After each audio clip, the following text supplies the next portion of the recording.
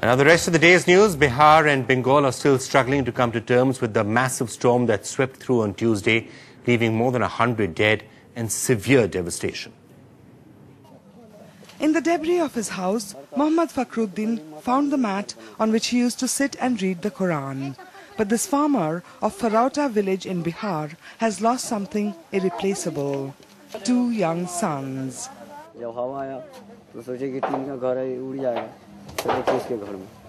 उसके घर में क्या है तो सारा पड़ोसी आया तो चारों को निकाला तो 2 मरिया 2 जिंदा.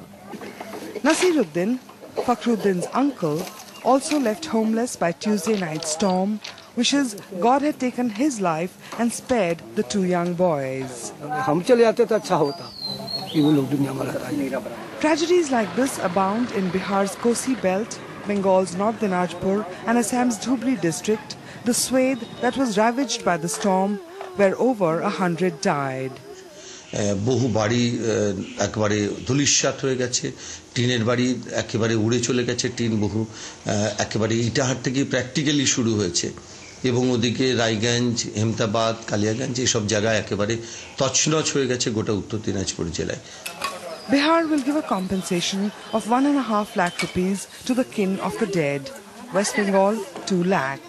With power supply disrupted and roads cut off, restoring normalcy is still proving to be a Herculean task. With Manish Kumar in Purnia, in Kolkata, Monideepa Banerjee, NDTV. Tuba.com